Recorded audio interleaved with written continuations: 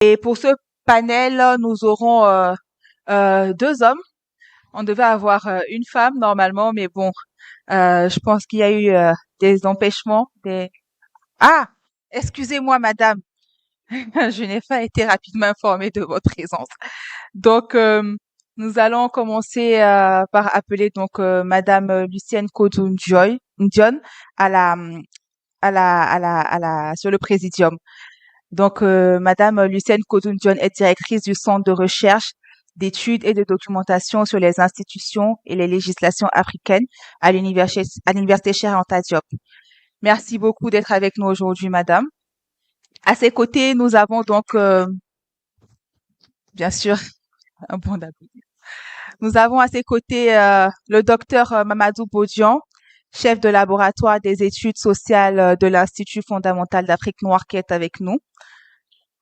Merci beaucoup, docteur Bodian, d'être avec nous en ce jour. Et pour finir ce panel, nous avons docteur Saliou John, qui est chef de laboratoire d'études africaines et postcoloniales, toujours à l'IFAN, si je me trompe.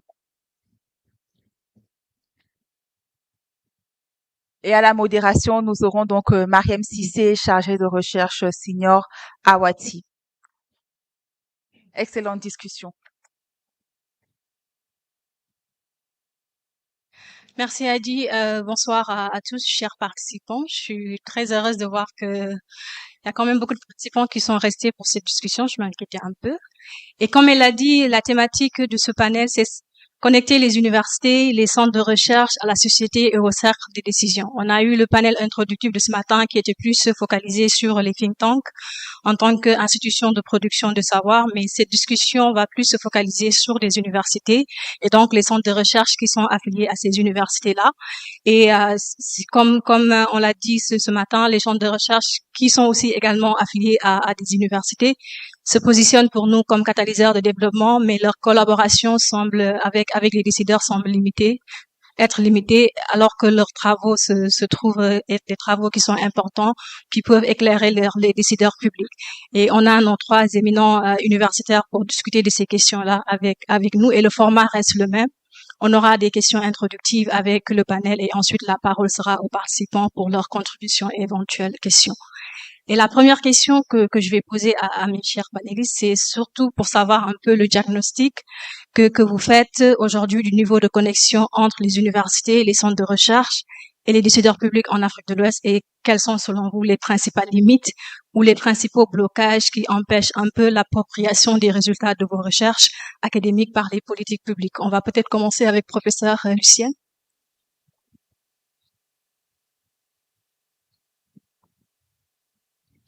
Bonjour, merci beaucoup.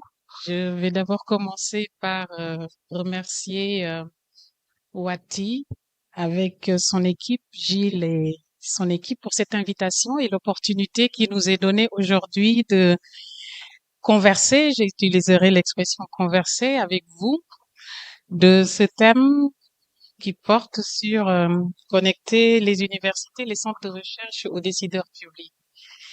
Alors, quelle appréciation porter de la liaison qui existe aujourd'hui entre les centres de recherche universitaires et les décideurs? Je pense qu'en toute sincérité, si on doit vraiment porter une appréciation sur la situation, c'est qu'il y a peut-être des avancées qui ont été réalisées, mais qu'il reste encore beaucoup de choses à faire, et que la connexion reste quand même superficielle et aléatoire. Donc, il y a un travail qu'il faut faire, un travail de réseautage, d'ouverture, mais surtout de communication, et une communication ouverte. Je voulais dire par là un dialogue ouvert et sincère, et aussi un accompagnement, parce qu'aujourd'hui, la réalité, c'est que déjà, quand on commence par le catalogue des centres de recherche dans les universités, je pense qu'il n'y a pas un catalogue à jour.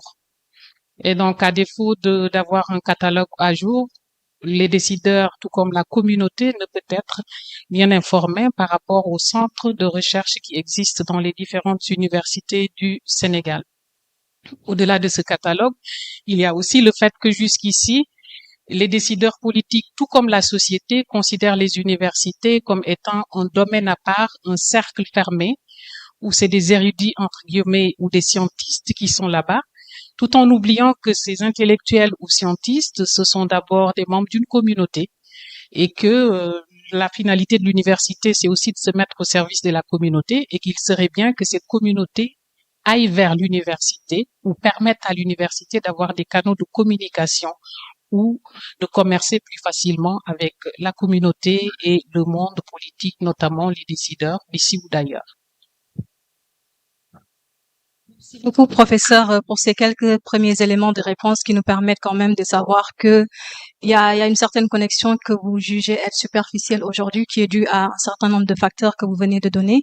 On va écouter les deux autres panélistes sur la même question. Le professeur Bodian.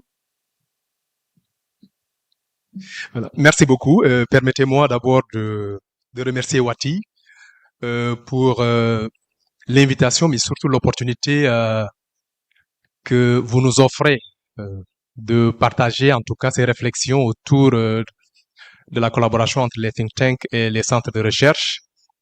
Je disais tout à l'heure à Jules que je faisais partie des premiers admirateurs de Wati dès ses premières heures. Et j'ai eu aussi la chance de travailler dans un think tank au Stockholm International Peace Research Institute où je gérais le projet Centre Mali de l'Union européenne. Donc maintenant, évidemment, j'ai fait la transition du think tank à la recherche fondamentale à l'université. Et je peux tout de suite voir un peu la relation qui peut exister entre les think tanks et les centres de recherche. Évidemment, il y a une différence fondamentale.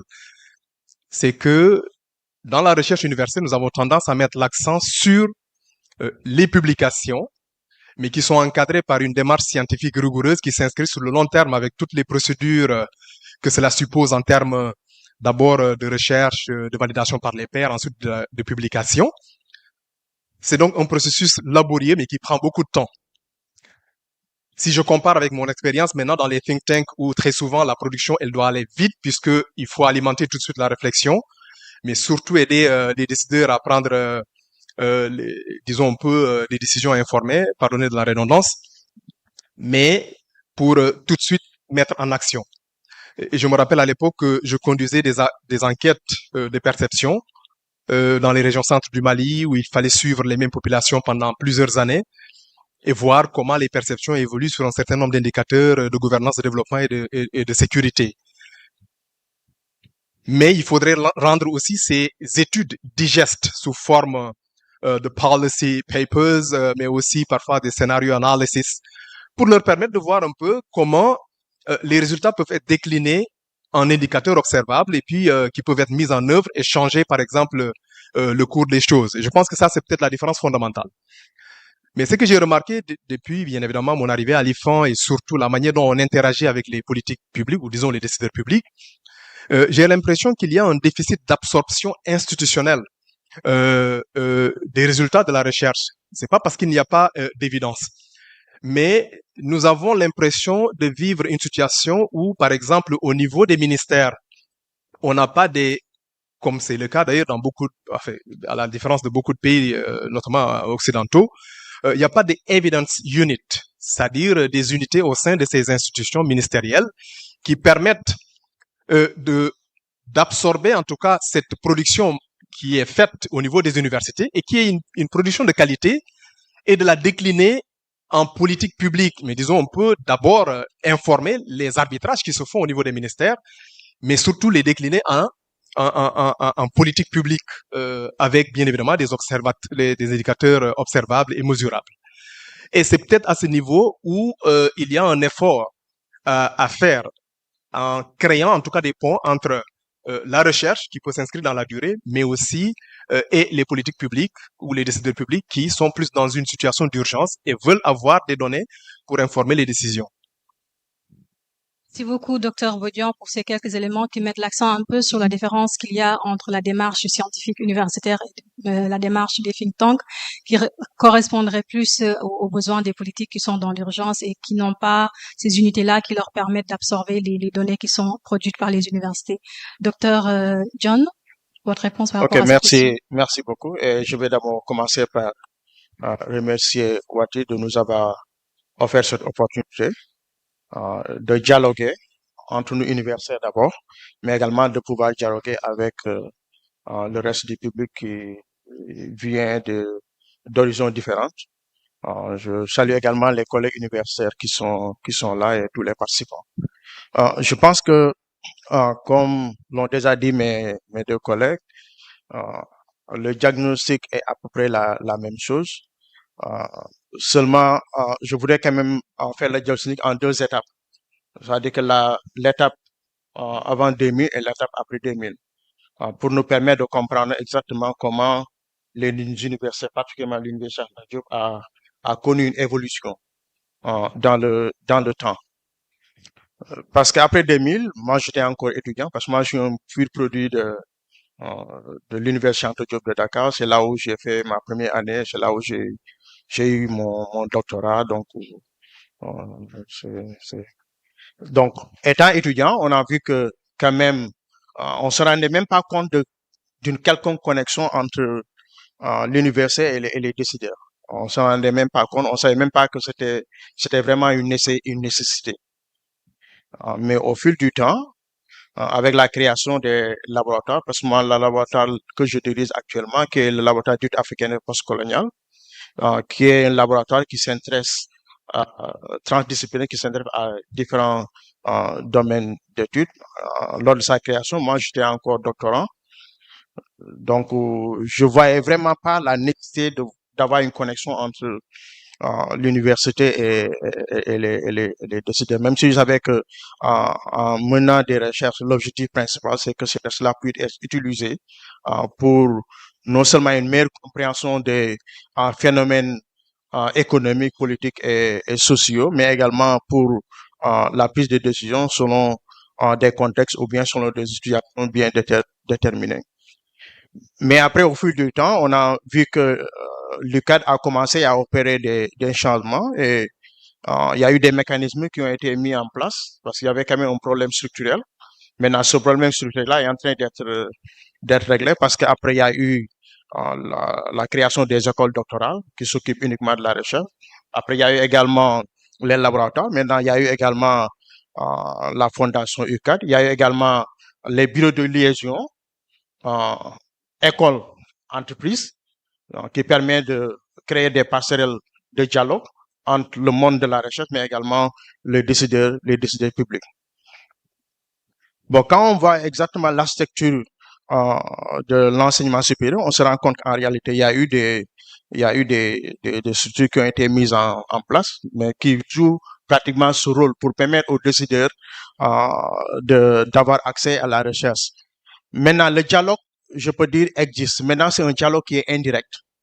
Comme l'a dit mon collègue Boignan, des fois, on ne peut pas savoir exactement si tel résultat de telle recherche ont été pris en compte par les décideurs dans un domaine bien déterminé. Mais ce qu'on sait, c'est qu'il y a quand même ce dialogue-là qui existe à travers des structures.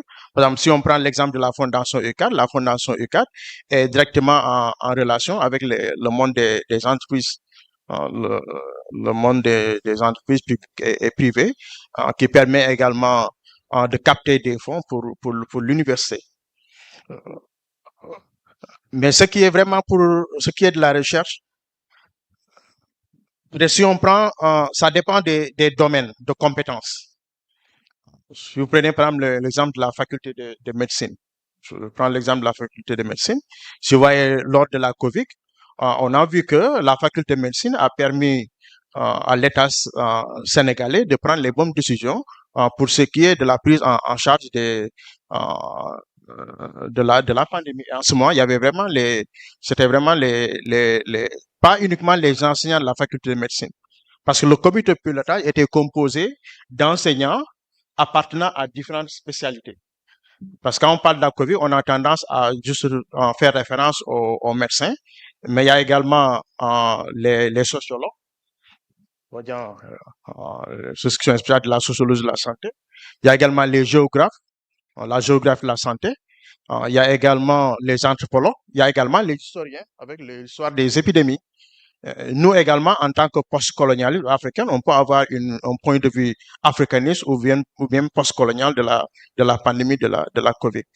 Donc, le problème qui se pose, c'est le dialogue est indirect, ce qui fait que le chercheur n'est pas en contact direct avec le ou les décideurs.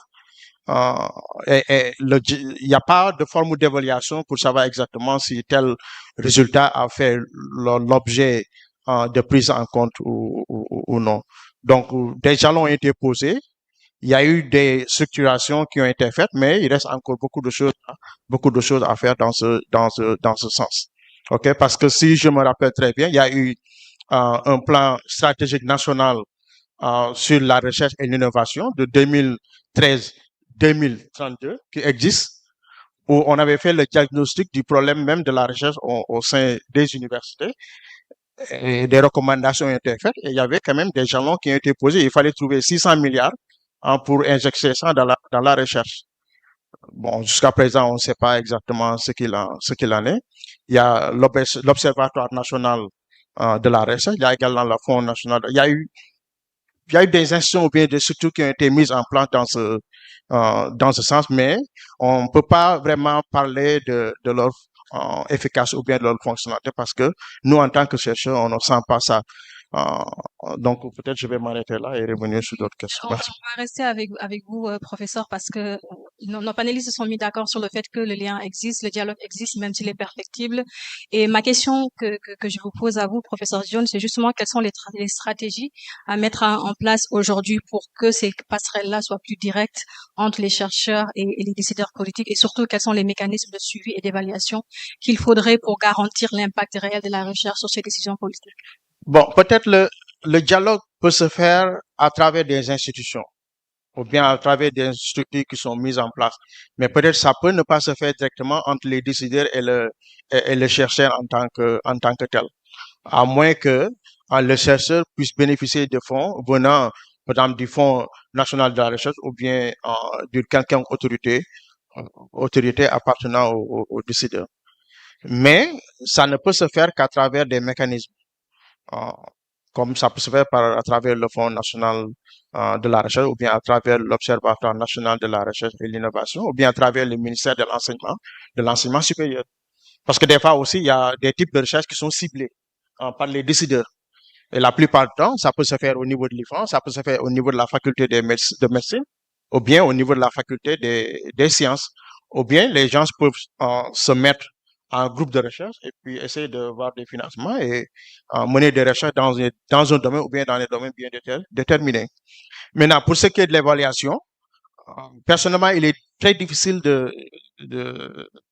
d'en parler, de dire que, par exemple, il y a eu, ce que je sais, c'est que je peux affirmer, sans risque de me tromper, qu'il y a eu un impact parce que, faut pas oublier que l'université a pour vocation le service public. Donc, on est payé par le gouvernement du Sénégal. Donc, notre rôle, c'est non seulement d'assurer des enseignements apprentissages, mais également de mener des recherches qui doivent être publiées, comme l'a dit mon collègue Bodjan, dans des revues internationales et qui doivent être aussi évaluées. Parce que pour passer d'un niveau à un autre, pour avoir le grade de maître de camp ou bien de maître assistant ou bien de professeur titulaire, il faut passer par le CAMES. Donc, ça peut être une forme d'évaluation.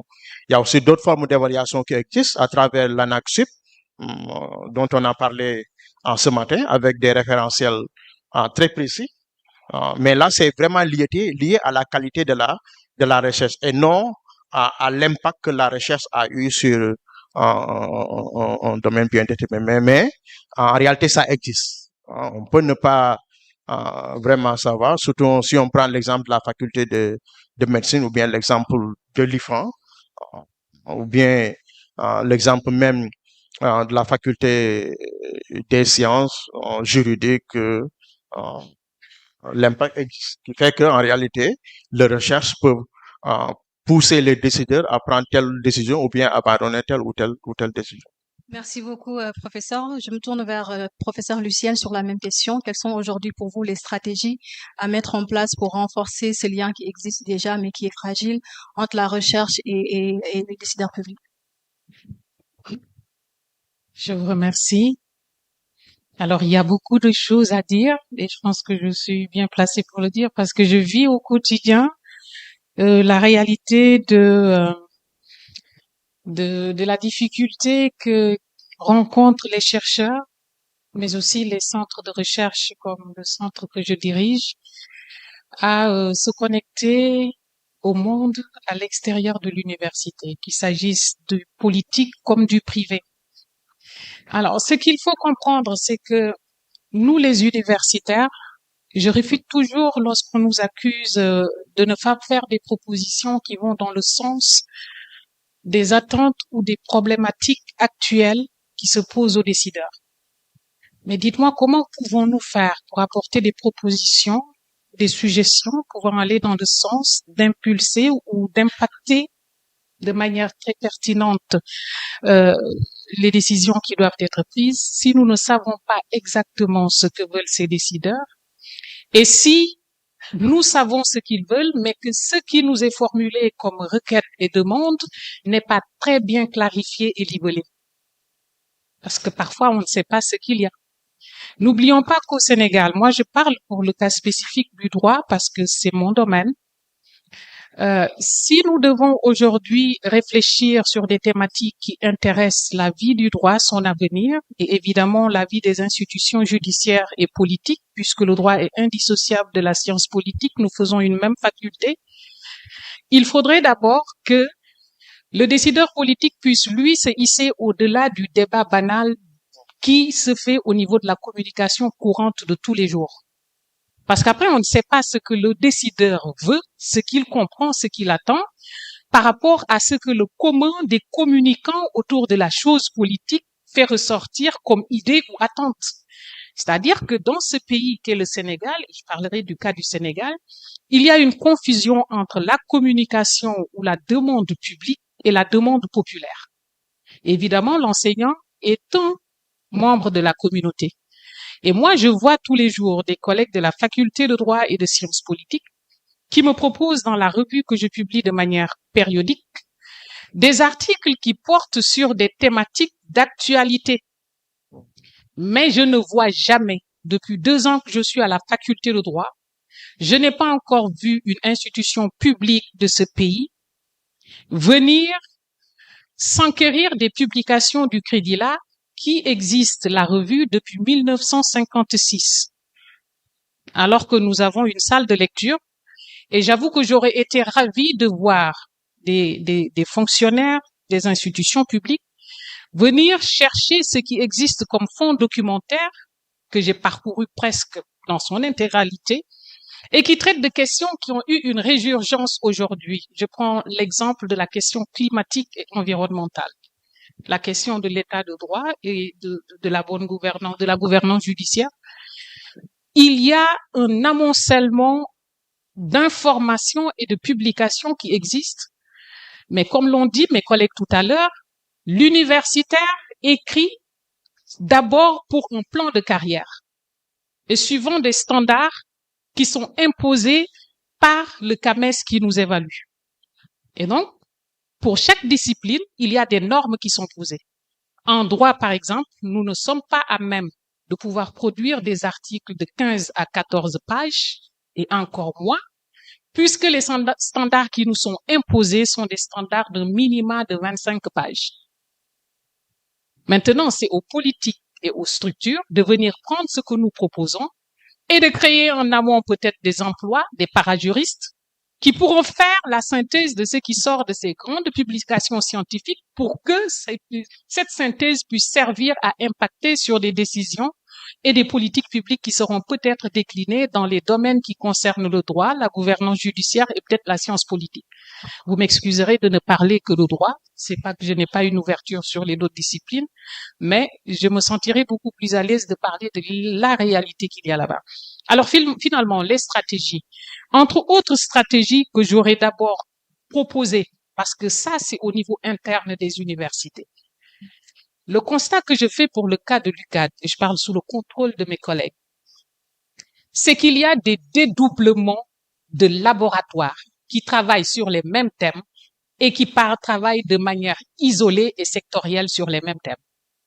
Je prends un exemple très banal, mais qui est d'actualité. Si vous prenez le genre aujourd'hui, je serais ravie que sur la question du genre, il y ait une synthèse de tous ces laboratoires à l'université Cheikh Anta Diop qui travaillent du genre pour créer des laboratoires avec une dynamique interdisciplinaire et transversale. Ça permet l'efficacité de la recherche et ça permet de rationaliser le savoir autour du genre.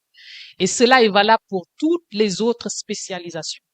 Je serais vraiment ravie pour ça.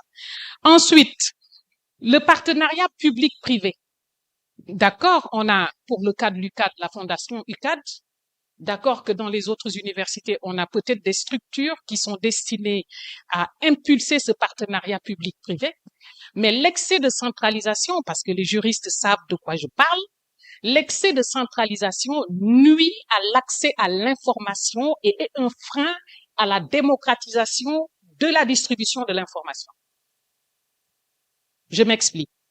Une fondation comme UCAD, si la fondation UCAD aujourd'hui doit être le poumon de ce link qui doit se faire entre le public et le privé, moi, il me sera très difficile d'avoir un retour efficace de l'information parce que la bureaucratisation, disons-le bien, est un frein à la célérité de la circulation de l'information. Responsabiliser les laboratoires.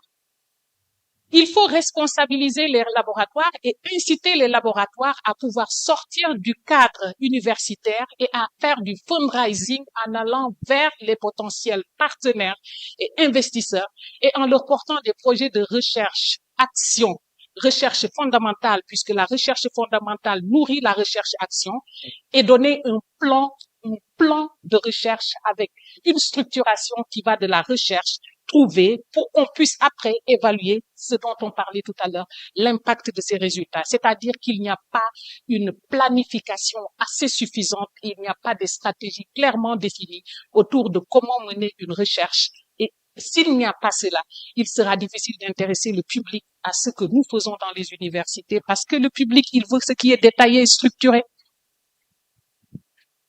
Ce qui est détaillé et structuré. Et enfin, pour ne pas trop monopoliser la parole, un concept est souvent sorti. Le concept de responsabilité sociétale de l'entreprise. Les juristes qui sont là de droit privé le savent. Alors, la responsabilité sociétale de l'entreprise, l'université, c'est une entreprise. Aujourd'hui, dans le cadre du CAMES qui nous sert d'organe d'évaluation, et je suis heureuse de constater que cela ait été intégré, le service à la communauté. Bien sûr, le service à la communauté devrait aujourd'hui, les autorités publiques devraient s'approprier ce concept de service à la communauté qui est une obligation pour l'enseignant et faire en sorte que les enseignants puissent, à travers ce concept et sa valorisation, pouvoir sortir des recherches et des résultats de recherche probants qui puissent servir la communauté. Parce que le service à la communauté aussi, disons-le bien, il y a un dévoiement. On pense qu'aller animer, comme je suis en train de le faire aujourd'hui, un panel, c'est service à la communauté. Il faudrait qu'on réfléchisse et on donne un contenu beaucoup plus substantiel à ce contenu et surtout aller peut-être beaucoup plus loin pour en faire un paramètre au niveau national d'évaluation de la pertinence du parcours de l'enseignant. Merci beaucoup, professeur, pour ces recommandations quand même qui sont très très bien libellées, très très claires et qui, je pense, pourront servir à nourrir les réflexions. On va écouter le docteur Bodian sur cette même question et peut-être nous dire un peu, au-delà de renforcer ces liens entre la recherche et les décideurs, quel partenariat stratégique au niveau national, mais aussi peut-être régional et international pourrait renforcer ces dynamiques-là.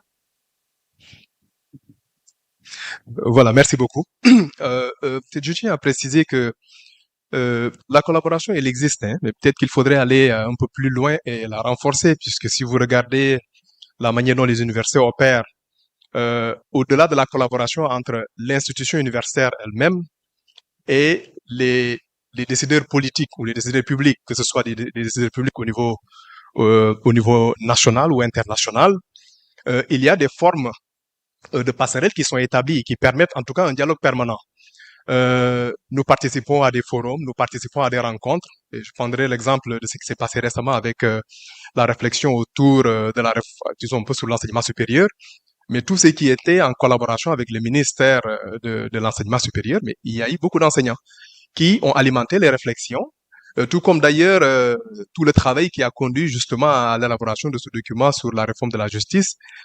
Mais il y a évidemment une forte dose de participation des enseignants qui ont pu insuffler une réflexion qui aujourd'hui a beaucoup aidé à avancer dans les propositions. Maintenant, la mise en œuvre, elle relève justement de l'autorité politique. Mais je voudrais revenir un peu plus sur l'IFAN en donnant un certain nombre d'exemples pour montrer évidemment qu'il y a cette ouverture-là, même si elle reste encore à être renforcée, puisque, comme vous le savez, hein, en fait, la recherche est le parent pauvre de l'enseignement supérieur, parce que tout simplement, les décideurs politiques ne voient pas, surtout dans nos pays, ne voient pas très souvent comment la recherche peut aider à prendre des décisions qui peuvent avoir un impact réel sur les populations. C'est parce que tout simplement, peut-être dans notre façon de faire aussi, nous les universitaires, on est très souvent pris en étau dans cette logique de carrière, comme vous l'avez dit, puisqu'il faut publier et aller avancer très rapidement en grade, si bien que on ne valorise pas très souvent le potentiel que l'université peut offrir en termes de production de connaissances qui peuvent avoir un impact réel sur le vécu des populations. Mais en fait, il y a quand même des avancées significatives. Si vous prenez par exemple des laboratoires comme le LARTES qui est connu aujourd'hui pour le travail remarquable qu'ils font puisqu'ils articulent très bien la recherche et l'action, mais en allant aussi au-delà de la production du savoir pour faire de la vulgarisation auprès des communautés, c'est des expériences qui ont aidé en tout cas à modifier la perception que les gens ont du savoir savant produit dans les universités, mais qui peut aussi être décliné en un savoir accessible, digeste, qui peut influencer le quotidien des populations. Récemment, il y a une expérience assez intéressante, notamment portée par le laboratoire de linguistique, qui consiste à créer une plateforme il y avait un travail qui avait déjà été commencé, qui a débuté depuis longtemps, hein, notamment puisqu'on nous dit que écoute, c'est très difficile aujourd'hui d'enseigner les sciences dures dans nos langues, puisqu'on n'a pas un peu le vocabulaire dédié. Les collègues du laboratoire de linguistique sont en train de développer une plateforme. Là, ils ont lancé récemment cette plateforme-là, qui consiste à documenter systématiquement tous les termes qui sont utilisés aujourd'hui pour désigner peut-être un certain nombre de savoirs dans les sciences dures, mais en collaboration avec des personnes qui ont une maîtrise de la langue et qui ne sont pas forcément des universitaires. On travaille avec des pêcheurs, on travaille avec des agriculteurs qui nous donnent le jargon qui est aujourd'hui utilisé et codifié pour alimenter cette plateforme-là. Donc c'est pour dire en fait, et le tout est bien évidemment accompagné par le ministère de l'Éducation. C'est pour dire en fait qu'il y a des passerelles qui sont en train d'être établies et qui permettent aujourd'hui de faire évoluer les lignes dans les rapports entre l'université et le monde des décideurs politiques. Maintenant, évidemment, au-delà de ce travail-là, nous autres chercheurs pris individuellement contribuons aussi à faire évoluer la réflexion sur beaucoup de questions en tant qu'experts individuels, même si très souvent le lien institutionnel entre nous et parfois certaines organisations ou certaines chancelleries reste très souvent lié à des one-shot studies qui ne s'inscrivent pas dans la durée. Et je pense que la portée de ce point de vue-là est très courte comparée, par exemple, à des études qui pourraient s'inscrire dans des enquêtes de panel pour suivre une dynamique pendant plusieurs années. Et je pense que des expériences ont montré, par exemple, que les meilleures recherches qui ont un impact réel sur les populations, c'est celles qui alimentent l'action, mais qui aussi tirent de l'action pour essayer de réfléchir sur les évolutions possibles au sein de la société.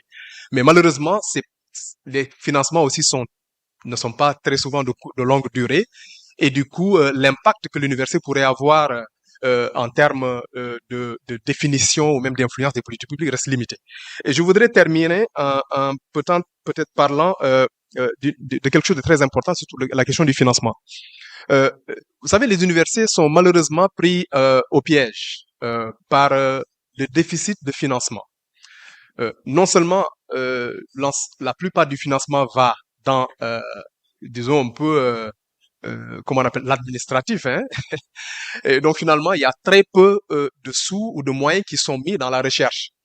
si bien que les universitaires, et d'ailleurs, hein, on a très souvent l'habitude de dire que les universitaires savent écrire de très bons papiers, mais très souvent ne sont pas les mieux nantis quand il s'agit d'écrire des projets de recherche, sont très souvent laissés pour compte. Et je pense qu'aujourd'hui, il y a lieu, peut-être, si on veut aller résolument vers une certaine croissance un peu de l'influence des universités, trouver les moyens de doter les institutions de recherche de moyens qui leur permettent de contribuer de manière significative. Mais il y a un travail aussi que les universités doivent faire, c'est-à-dire travailler en réseau, mais surtout en consortium avec d'autres partenaires. Je pense qu'on a parlé aussi des think tanks qui sont vraiment très doués hein, en matière de recherche de financement. Et de plus en plus, je pense qu'il y a cette collaboration qui se fait. Je me rappelle à l'époque, on avait travaillé avec l'université virtuelle pour décrocher un financement de Niel, mais que Niel avait reçu aussi de CRDI pour accompagner l'État du Sénégal dans la mise en œuvre de sa stratégie IA. Et ces expériences ont été quand même très enrichissantes, pas seulement pour les universitaires, mais aussi pour les think tanks, mais aussi les décideurs politiques, puisqu'ils se rendent compte qu'au-delà du travail de publication que nous faisons, nous avons aussi une expertise qui pourrait faire avancer la recherche, mais aussi l'action dans ces domaines-là. Aujourd'hui, on est en train de mettre en place, dans le cadre de cette collaboration financée par CRDI, le Living Lab avec l'université virtuelle. Et je pense que ces expériences de consortium, de levée de fonds, de joint venture dans le domaine de la recherche peut aider aujourd'hui à faire avancer, mais à positionner davantage la recherche comme étant un moteur de la transformation. Merci beaucoup, docteur Bodian, et aux panélistes pour ces premiers éléments introductifs qui permettent quand même de voir qu'il y a cette volonté de faire, il y a cette volonté d'avoir de l'impact sur les décisions politiques. Et comme le professeur l'a rappelé tout à l'heure, c'est quelque chose qui est important parce que les décisions politiques doivent se baser sur les faits, même si souvent les décideurs ne semblent pas vraiment être dans les dispositions pour formuler exactement les demandes en recherche. On va prendre les questions et les contributions des participants. Très rapidement. Alpha bas pour faire circuler le micro, s'il vous plaît. On va commencer par cette table qui est juste en face.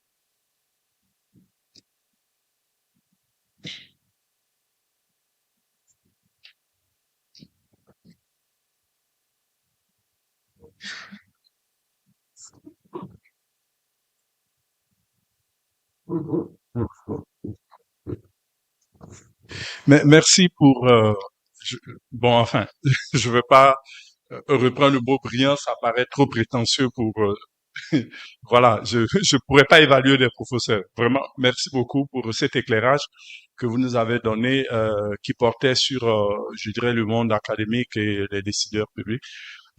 Moi, étant originaire du monde académique, mais étant dans les think tanks maintenant, j'aurais bien voulu aussi qu'on élabore aussi cette relation entre les think tanks et le monde universitaire, parce que je pense que c'est le professeur Bodian qui a très bien mis en évidence l'une des grosses difficultés, qui est le timing de la production.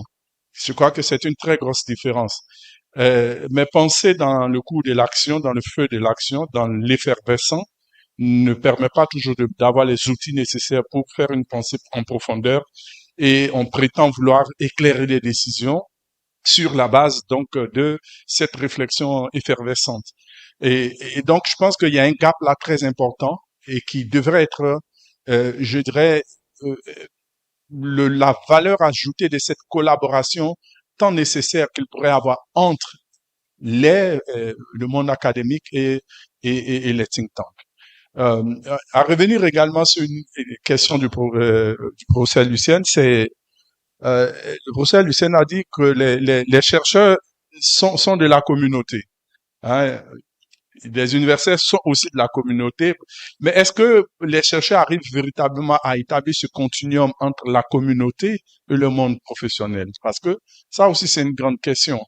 C'est-à-dire les outils de la recherche, est-ce qu'ils sont suffisamment adaptés aux défis et aux problèmes réels des communautés dans lesquelles on vit? Parce que je pense que ça aussi c'est ce qui crée le gap entre des chercheurs quand on voit comme des savants philosophes qui sont dans leur tour et des gens qui sont dans leur communauté et qui ont besoin d'avoir, je dirais, des outils pratiques pour pouvoir agir. Donc, est-ce que suffisamment aussi du côté des chercheurs, il n'y a pas ce défi d'emmener la communauté au sein de l'université également? Gilles, oui. Oui, merci beaucoup et pour ces échanges très stimulants. D'abord, peut-être pour rebondir sur ce que Faher Rahman vient de dire, euh, je crois que c'est justement pour ça qu'on a tenu à avoir cette discussion, pas juste avec les think tanks et le lien think tank décideur, mais aussi les chercheurs, les universités, parce que je pense que c'est vraiment le continuum entre chercheurs des universités, chercheurs des think tanks, experts, décideurs politiques, et je pense même qu'on aurait peut-être dû avoir encore une autre catégorie d'acteurs, des acteurs économiques aussi autour de la table, parce que c'est vraiment tout ça qui alimente finalement les changements qu'on cherche dans nos pays.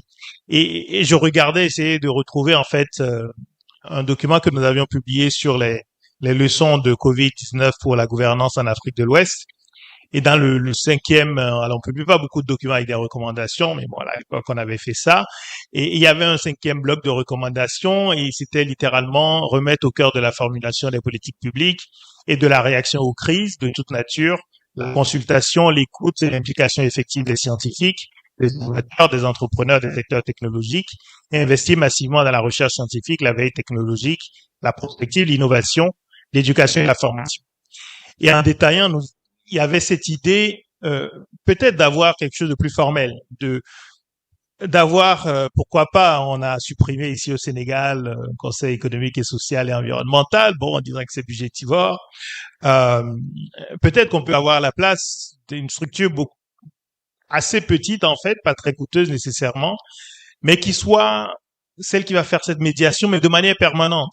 S'assurer que l'État est alimenté de manière permanente par le travail des chercheurs. Et en cas d'une crise sanitaire comme Covid, avoir cette capacité à aller chercher des gens qui ne sont peut-être même pas nécessairement au Sénégal, aller chercher dans la diaspora ou ailleurs, des personnes qu'on peut mobiliser, même virtuellement aujourd'hui, pour réfléchir sur une question précise, concrète. C'est ce qui s'est passé partout dans le monde lors de Covid.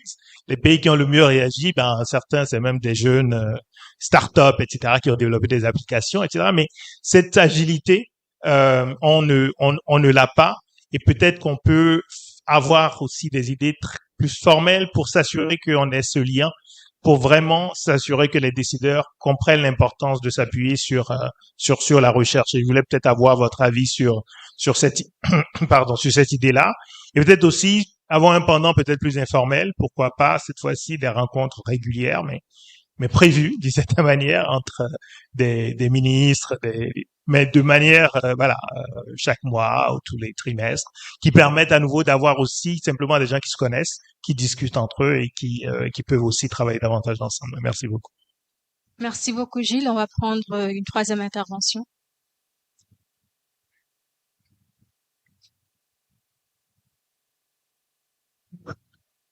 Ok, merci beaucoup, Marem. Merci aussi aux intervenants. Je vais peut-être poser une question qui peut déranger. Aujourd'hui, le rôle des enseignants chercheurs ou des instituts. Est-ce que, parce qu'on constate que des universitaires deviennent aussi hommes politiques, on a des exemples. Est-ce que cela renforce bien évidemment le lien entre l'université et la décision publique? Est-ce que vous, en tant que chercheur ou directeur d'institut, vous avez l'impression que quand vos collègues sont ministres, députés ou même présidents, que vous êtes plus écoutés que si ce n'est pas le cas? Et deuxièmement, est-ce que cela renforce les liens entre l'université et la décision politique, ou au contraire, cela fragilise la neutralité que les universitaires peut-être doivent avoir? Merci beaucoup. Merci beaucoup, Ba, pour la question provocatrice. Est-ce qu'on a une autre intervention? Oui, devant.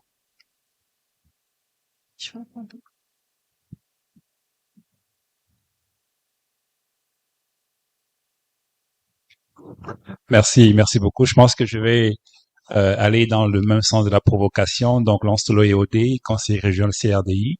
Et cette fois-ci, peut-être aller dans la provocation, mais plutôt linguistique, en essayant un peu de titiller, on va dire, la différence de culture de la recherche entre pays francophones et pays anglophones. Je parle ici du fait qu'en tant que, par exemple, nous, CRDI, on finance beaucoup de projets de recherche en Afrique de manière générale et dans le monde, mais aussi qu'il y a ce constat que parfois la recherche semble être de meilleure qualité dans un milieu anglophone que dans un milieu francophone, mais que également aussi en termes d'utilisation, mais également de confiance que l'on a vis-à-vis des chercheurs, et cette confiance est plus forte en milieu anglophone que dans un milieu francophone. Et je pense que le professeur Salut John a parlé ici d'études postcoloniales. Est-ce qu'il n'y a pas une emprise coloniale aussi qui explique parfois aussi cette soit méfiance ou bien cette culture de la recherche contre la francophone qui est différente de celle d'Afrique anglophone, et peut-être le professeur Dr Bodian qui a peut-être une expérience des deux contextes anglophone et francophone pourra peut-être nous édifier sur cette question. Est-ce que véritablement aussi ces difficultés que l'on peut rencontrer dans l'application de la recherche, dans la création même d'unités de recherche-développement, n'est pas tout simplement aussi une question de culture? Merci. Merci beaucoup. On a une dernière intervention, deux dernières interventions. Le docteur Moustapha Ndiaye, enfin, trois finalement.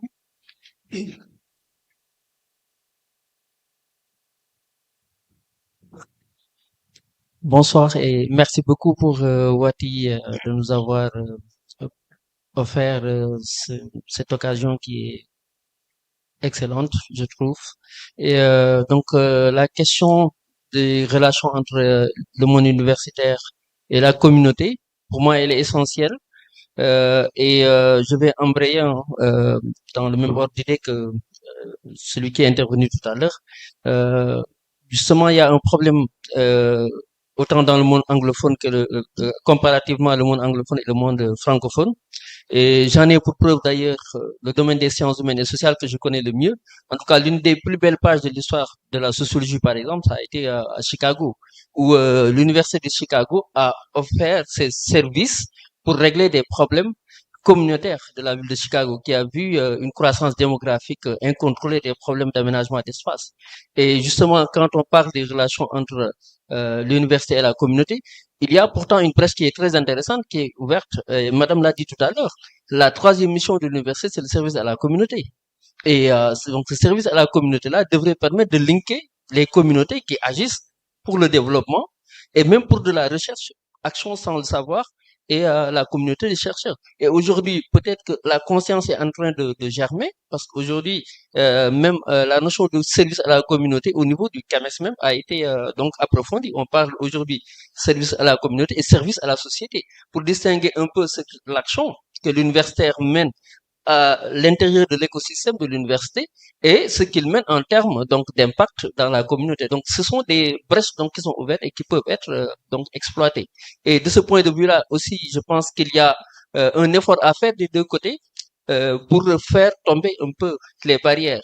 Autant la communauté de manière générale regarde l'université comme étant justement ce milieu inaccessible où les gens font ce qu'ils savent faire, un langage qui leur est propre. Et de l'autre côté, une communauté qui a des besoins pratiques de résolution.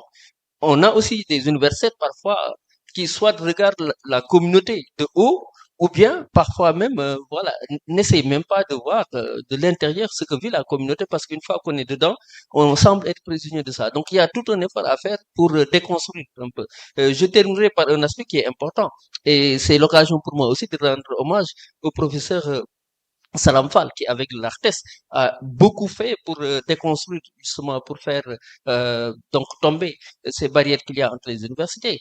Il y a eu ce fameux programme Djangando qu'il a initié avec une structure où on essayait de voir quels étaient les obstacles aujourd'hui pour le développement des systèmes dans le milieu universitaire. On s'est rendu compte que la barrière linguistique en est quelque chose. Parce que quand on a commencé à enseigner SVT, mathématiques en langue nationale, on a vu comment les choses ont progressé. Donc, de ce point de vue aussi, rompre avec ce qui a existé depuis très longtemps, des universités qui sont calquées un peu sur une culture élitiste et donc qui ne fait que reproduire en réalité cette séparation qu'il y a entre la communauté et la société. Je m'en arrête là pour ne pas trop monopoliser la parole, en vous remerciant encore une fois mes chers panélistes. Merci, docteur Moustapha. On va prendre les deux dernières interventions pour permettre aux panélistes de réagir. Juste derrière. Bonjour, je suis Alioune Guindo, directeur de la communication chez Bantaré Impact Group. Je vous remercie énormément pour cette journée, mais surtout pour les interventions qui permettent en fait de nourrir la réflexion. Moi, j'avais juste une question, on va peut-être penser que ça peut être provocateur aussi comme quelques-unes des questions, mais en fait, c'était vraiment de la pure curiosité. Ok, on est vraiment entre la recherche et la décision, mais entre les deux, en fait, quel est le pont? Comment est-ce que la théorie et les résultats de recherche, en fait, par quel processus est-ce qu'on en arrive à des décisions bien claires? Par là, en fait, je voulais vraiment penser à tout ce qui était plaidoyer, mais aussi à tout ce qui était cercle revenant vers la communauté, l'impact social et la communauté étant l'objectif en fait normalement de tout décideur et de tout chercheur. Pour un chercheur, ça serait vraiment de voir l'implémentation de ces résultats de recherche de manière claire auprès des communautés, et aussi pour un décideur aussi il faudrait aussi réfléchir à théoriser toute action et les besoins. Et donc du coup en fait dans les discours, c'est vraiment quelque chose que j'ai pas entendu et que j'aurais vraiment aimé entendre, c'est vraiment la place du plaidoyer et surtout en fait la place du type d'acteur en fait qu'il faut pour que la décision soit de plus optimale, soit de plus optimalement renseignée par la recherche. Merci beaucoup. Merci à vous pour l'intervention. Il y avait une main levée de ce côté-là. Oui, la dernière intervention. Bonjour tout le monde. Merci beaucoup pour ces interventions. Au regard des défis que vous avez posés, les universitaires, notamment le standard du CAMES et la répétition des thématiques que les chercheurs font, est-ce que la production universitaire aujourd'hui guide la politique nationale des États pour les universitaires, mais également pour les think tanks aussi, pour des États aujourd'hui qui sont en réjection des politiques étrangères, est-ce que les recommandations des think tanks aujourd'hui ont un véritable impact vraiment sur la décision des politiques?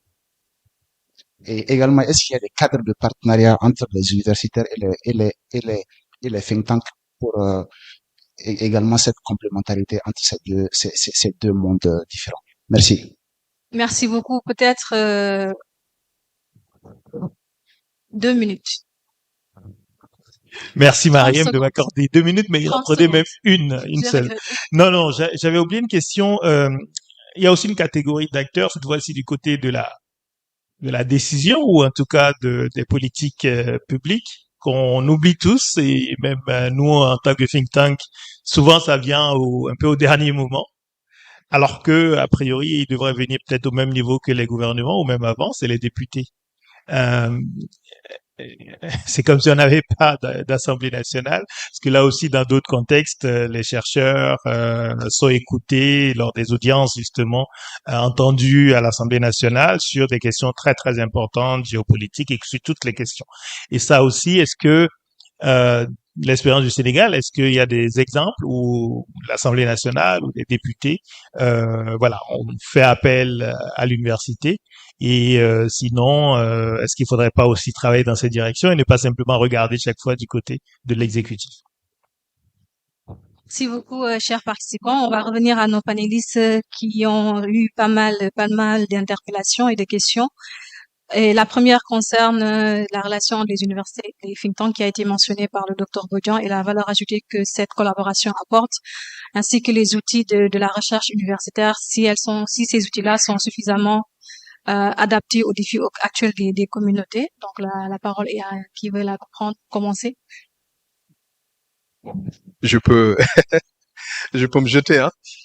Oui, en fait, il y a beaucoup de contributions, mais aussi des questions qui ont été posées de manière indirecte. Bon, pour revenir un peu sur la question de mon collègue du Institute for Security Studies, je suis tout à fait d'accord avec vous, hein, que il y a un décalage fondamental dans la temporalité, euh, euh, dans, le- dans les temporalités, hein, mais aussi dans le langage. Comme vous le savez, un peu, le temps de la recherche n'est pas fondamentalement le temps de l'action du gouvernement ou des décideurs politiques, si bien que il y a toujours un fossé, hein, de ce point de vue-là. Euh, mais c'est surtout le langage. Je pense que quelqu'un l'a dit aujourd'hui en parlant de l'expérience. Je pense que c'est Laure qui a parlé, par exemple, qui a parlé de l'expérience de ces chercheurs qu'on invite très souvent à parler euh, de leur connaissance ou de leur savoir savant aux populations locales, mais qui malheureusement n'ont pas le jargon, encore moins le vocabulaire pour transmettre ce savoir-là. Mais comment rendre un savoir efficace, mais surtout rendre la portée beaucoup plus à même de pénétrer les masses si on ne peut pas communiquer avec ces masses-là. Donc finalement, c'est comme s'il y avait un peu ce fossé entre nous et les populations qui nous voient sous un piédestal. Gilles, je suis d'accord avec vous, hein, qu'aujourd'hui, il faudrait créer véritablement une ingénierie de l'absorption. Et malheureusement, il y a beaucoup de canaux qui auraient pu servir aujourd'hui à absorber cette masse critique de savoir qui est produite dans les universités, mais aussi les think tanks, et de les canaliser justement dans le circuit administratif. Et vous savez, hein, euh, c'est comme l'irrigation en fait. S'il n'y a pas un canal, naturellement, l'eau du savoir va s'évaporer dans le désert administratif. Et finalement, on perd, hein, on produit beaucoup, mais sans aucune portée dans les décisions que les gens prennent. Et donc, moi, je pense qu'il faut aller résolument vers la mise en place d'un dispositif qui permette d'absorber le savoir qui est produit à l'université. Mais je ne parle pas seulement du savoir qui est produit dans les humanités, parce qu'on a tendance à mettre l'accent sur ces questions-là. Mais il y a aussi tout le travail qui se fait par certains instituts, l'ESP par exemple, qui fait beaucoup de production, beaucoup d'inventions. Mais la question qui se pose, c'est surtout la mise en échelle. J'ai une fois discuté avec Sambou qui fait un travail remarquable, notamment dans l'utilisation des énergies renouvelables, notamment le solaire. Mais ils font des choses remarquables, mais il n'y a pas un accompagnement de la part de l'État qui permette justement de mettre en valeur ces découvertes, ces productions-là. Et c'est pourquoi, pour rebondir un peu sur la question de Batraoré, est-ce que aujourd'hui être chercheur ou enseignant et se retrouver dans la politique peut aider? Vous savez, le politique, il reste toujours un politique, hein. La seule chose qui peut peut-être motiver la décision de transformer les résultats d'une recherche en action politique, c'est que l'on puisse ancrer la preuve dans la légitimité politique. Le matin, on a eu une discussion où on a parlé de l'expérience de Dipar qui a influencé justement certaines décisions publiques. J'ai à parler, par exemple, de l'expérience de l'ISRA qui a aussi influencé la décision de Watt de ne pas signer les accords, les ACP. Donc, il faudrait que l'on puisse avoir cette intelligence d'articuler nos productions et montrer comment elles peuvent avoir un impact sur les décisions publiques, mais cela suppose aussi qu'il y ait un travail de plaidoyer. Et c'est là où je vais peut-être réagir à la question de notre collègue qui a parlé, par exemple, de la culture anglophone et francophone.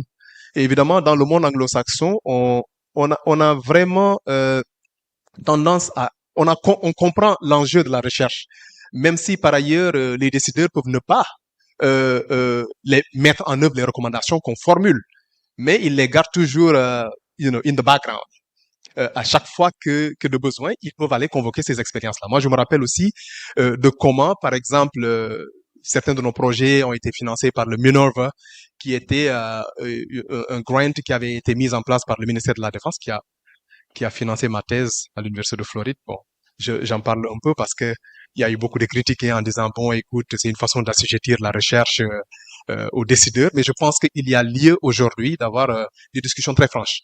C'est des financements qui sont disponibles, on prend, mais on éclaire certaines dynamiques pour aider, en tout cas, à prendre des bonnes décisions, parce que si on ne le fait pas, c'est d'autres qui vont conseiller ces décideurs politiques qui prendront des décisions qui ne sont pas du tout informées.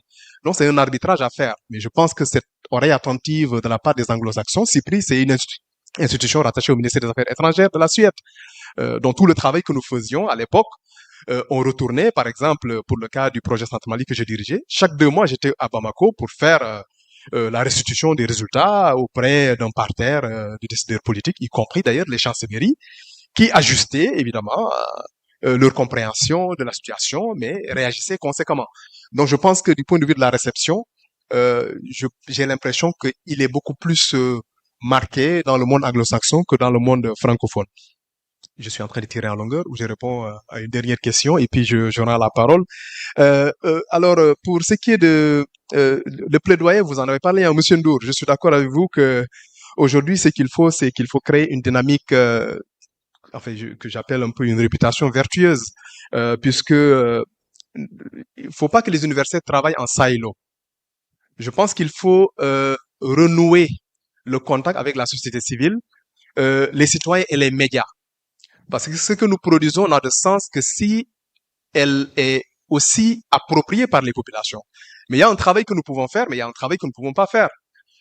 Et je pense que ce travail de transmission, parce que c'est vraiment une rupture de transmission entre nous et les autres, peut être assuré, si c'est pas par les think tanks, mais ça peut être par les médias ou la société civile. Et c'est d'ailleurs l'importance de travailler en consortium où l'action ou la réflexion peut nourrir l'action et l'action aussi peut servir d'abreuvoir à la réflexion. Donc voilà un peu ce que j'avais comme réponse ou réaction par rapport aux différentes interpellations. Je vous remercie. Merci beaucoup, Dr. Bodian. On va prendre rapidement les réactions de Dr. Lyond. Ok, merci beaucoup pour les questions. Je vais y répondre de manière vraiment très ramassée. Pour ce qui est de la corrélation, bon, je vais juste dire qu'en réalité, je pense que c'est une bonne idée que les think tanks et les universités puissent travailler ensemble. Ça peut se faire à travers des projets de recherche collaboratifs. Je pense que l'exemple a été déjà cité par Bodian. Maintenant, il faut juste voir comment renforcer davantage parce que les chercheurs et les certains think tanks ont quand même les mêmes objectifs. C'est d'éclairer, mais c'est également de contribuer au développement de la société. Donc, l'élaboration de projets collaboratifs peut être quand même une réponse à ça. Bon, avec le monde professionnel, c'est vrai que des fois, il y a un procès qui est des fois fait aux universités ou bien aux universités. On dit que de toute façon, vous ne produisez pas vous ne faites que produire des chômeurs. Ça, c'est un exemple. Et moi, à chaque fois que quelqu'un dit, je dis, bon, de toute façon, peut-être ça fait 20 ans qu'il n'est pas venu à l'université. Il ne sait pas exactement ce qui se passe. Et des fois, je dis que d'accord, mais les médecins, ils sont formés où? Les juristes, ils sont formés où? Les hauts fonctionnaires de la finance dans ce pays, ils sont formés extra. Les ingénieurs, avec l'INSUT.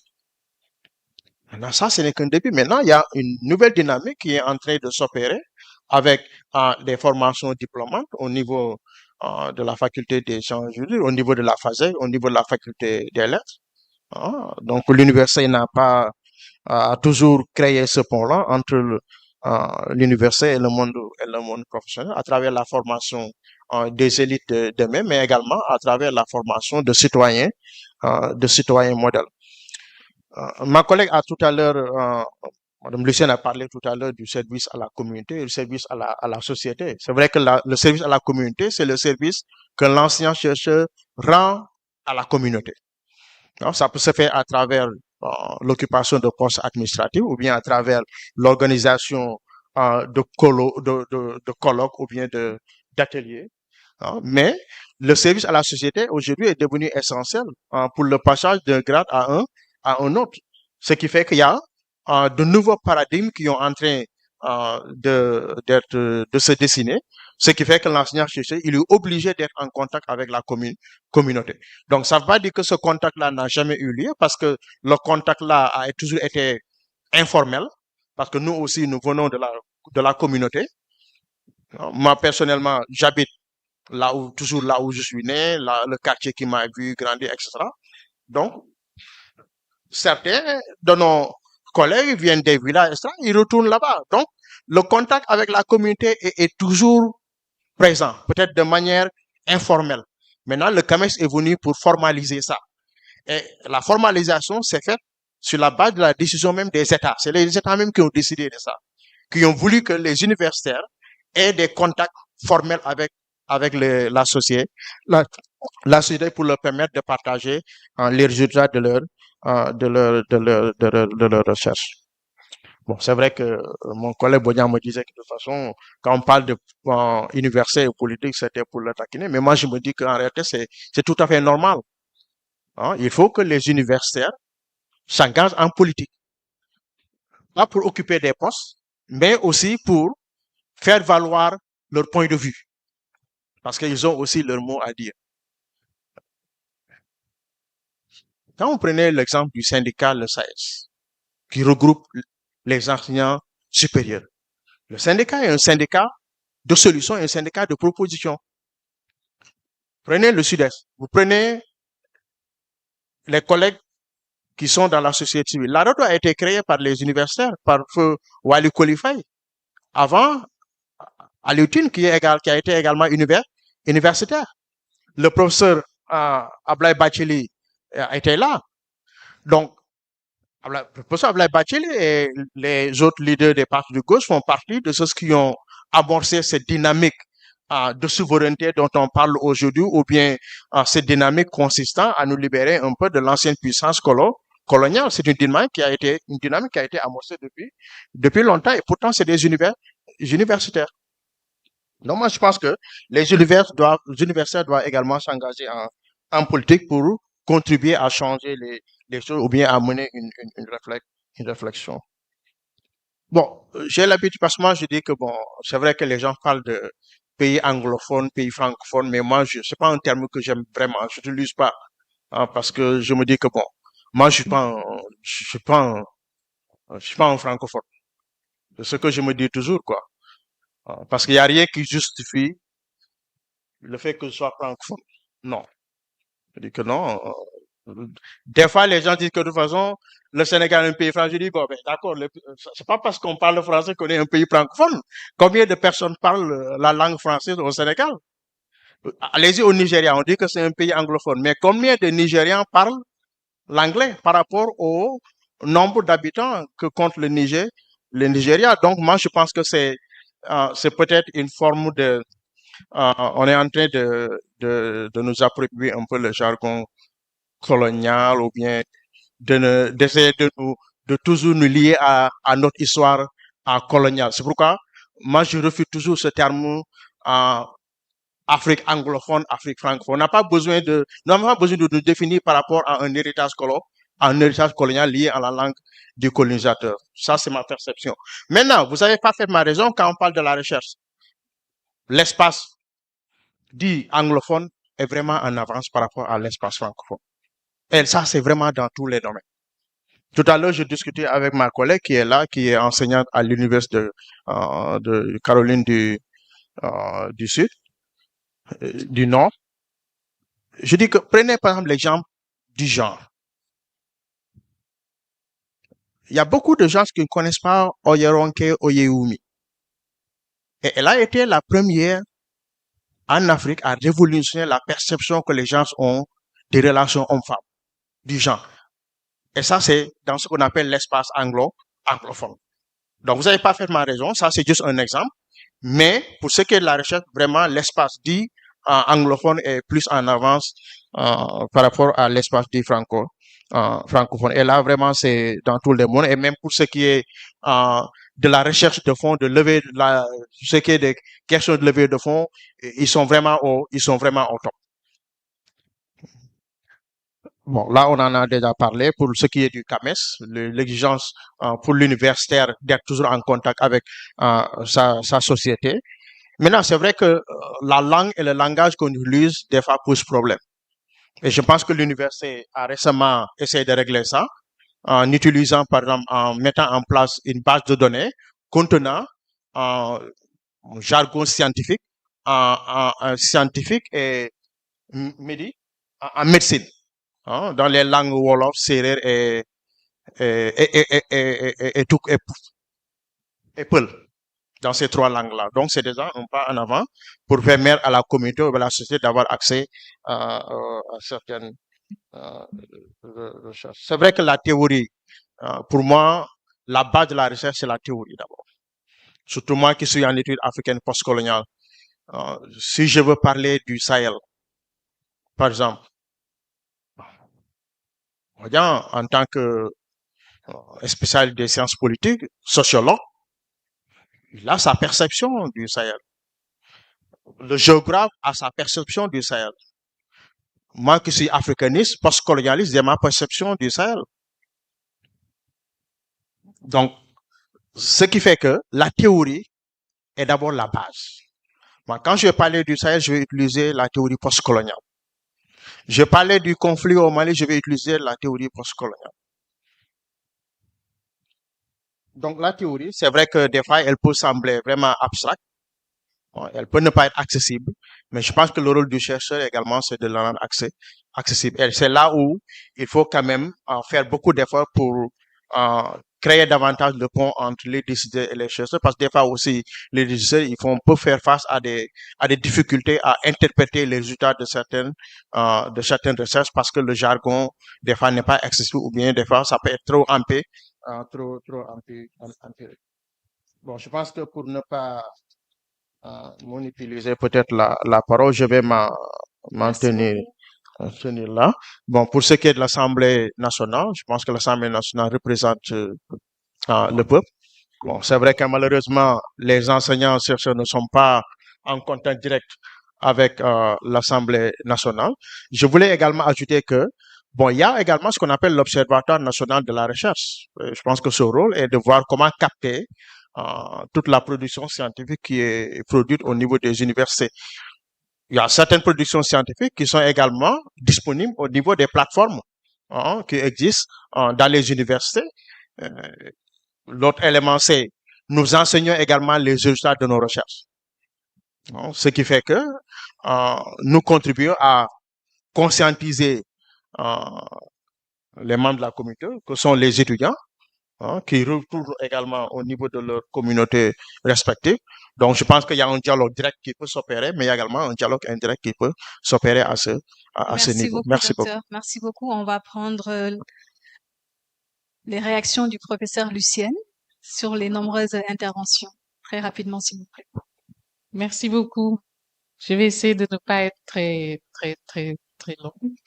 Alors, je vais d'abord commencer par une question qui portait est-ce que la recherche impacte la décision politique, partenariat entre les centres de recherche et les think tanks? Est-ce que ça peut être une opportunité pour impacter davantage?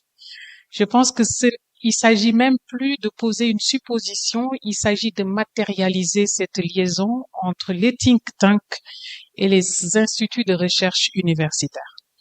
Je donne un exemple basique, toujours basé sur le droit. Nous avons récemment, depuis que je suis arrivée au Crédit là, je me suis dit, la revue que nous publions, nous allons essayer de sortir de la généralité et d'avoir une approche thématique. Et donc, le dernier numéro que nous avons publié portait sur le droit du travail au Sénégal. Et je discutais la dernière fois avec ma collègue qui est chercheur à l'UCAD et qui travaille avec moi beaucoup sur cette question. Et je lui disais, mais attends, on a sorti un numéro thématique avec d'intéressantes contributions, mais moi, je voudrais aller plus loin. C'est-à-dire sortir un guide pratique et ludique. Et ça, c'est peut-être là où les think tanks peuvent prendre un relais en coopération avec l'université, les centres de recherche universitaires, pour que ce qui sort de scientifique des publications puisse être décliné de manière ludique et être relayé à un niveau de communication qui puisse permettre l'accessibilité de l'information aux populations qui en ont besoin. Prenons l'exemple tout simplement du licenciement. La réglementation sénégalaise sur le licenciement. Beaucoup de travailleurs dans le secteur informel aujourd'hui n'ont pas une maîtrise de la scienticité des normes juridiques qui organisent le licenciement ou la fin du contrat par décision unilatérale de l'employeur. Pourtant, j'ai une panoplie d'articles qui détaillent les droits, les devoirs, la procédure, Et aujourd'hui, je serais ravie qu'un partenaire ou un think tank vienne se rapprocher du crédit là, que nous lui donnons le dépliant qui existe et qu'il nous permette à diffuser cette information même dans le secteur informel. Et au-delà du crédit là, il y a d'autres centres de recherche qui font des résultats très probants, très intéressants. Mais nous ne pouvons pas quitter les centres de recherche, aller sur le terrain, parler aux communautés, parce que parallèlement, nous abandonnerons pour ce qui concerne les enseignants-chercheurs notre mission d'enseignement.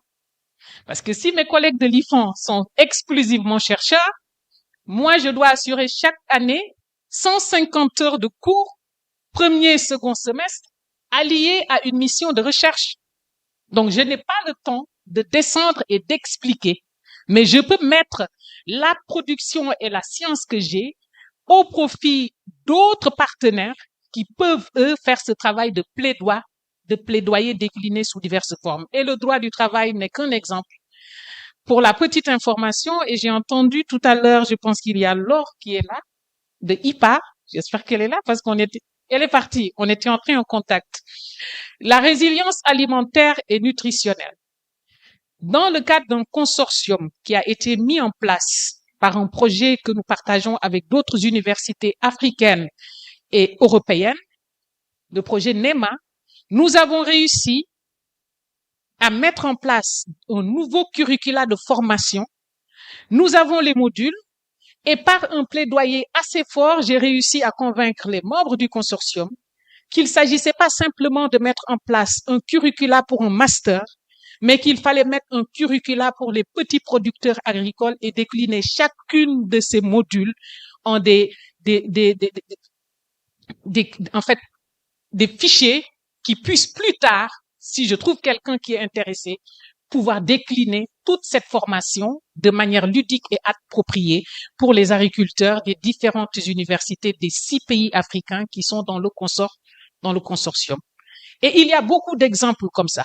Et toujours restant sur cette question de la résilience alimentaire et nutritionnelle, j'ai fait un point d'honneur quand je suis arrivée à la tête du Crédit là, de décloisonner la vision qu'il y avait du Crédit là et d'inviter, et je peux vous assurer qu'au-delà de l'exécutif, le parlementaire est très disposé à venir collaborer avec les universités. Il n'y a pas une seule conférence que j'ai organisée au Crédit là où j'ai convié des parlementaires qui ne sont pas venus en masse. Et ils ne sont pas venus pour de la figuration. Et c'est là où vous vous rendrez compte que ces autorités ne sont demandeurs que d'une invitation. Parfois, il faut aussi que les universitaires reviennent à terre et qu'ils aient la flexibilité de permettre aux gens d'avoir, je ne parlerai pas de courage, ce sera abusé, mais d'avoir envie de venir vers nous. Parce que nous vendons un niveau d'intellectualité qui fait que tout le monde nous laisse dans un espace où on dit, c'est entre eux parler. Mais si on continue de parler entre nous, on ne sera jamais utile ni à nous-mêmes, ni à la communauté. Disons le vrai. Moi, je ne suis pas venu là pour brosser l'université dans le sens où tout est bien, hein. Tout est bien. Et l'autre problème aussi, c'est que, allons vers les institutions. Moi, ils viennent. La constitutionnalisation du droit à l'alimentation, c'est un plaidoyer et une mission que je porte et je travaille main à main avec des députés. Ils sont intéressés, mais il faut d'abord leur expliquer. Ils comprennent et ils vous disent quels sont les avantages, qu'est-ce qu'on y gagne. Est-ce que vous leur expliquez et vous les faites adhérer et ça, on peut le faire pour toutes les différentes thématiques de recherche qui se font à l'université. Mais surtout, moi, ce qui, pour moi, est essentiel, c'est que les universités comprennent, il faudrait qu'on libéralise le savoir. Et libéraliser le savoir, il ne s'agit pas de le commercialiser, il s'agit d'avoir l'humilité et la générosité de partager des résultats de recherche avec des partenaires qui peuvent facilement assurer la diffusion de ces recherches. Voilà. Maintenant, je pense que pour ne pas être trop long, je vais m'en arrêter là. Il y aura certainement d'autres opportunités pour parler de manière plus large de toutes ces thématiques. Effectivement. Merci beaucoup, professeur. Merci aux panélistes. Merci également aux participants. C'était tout pour nous. Je redonne la parole à Hadidiet Kambouline pour la suite. Merci.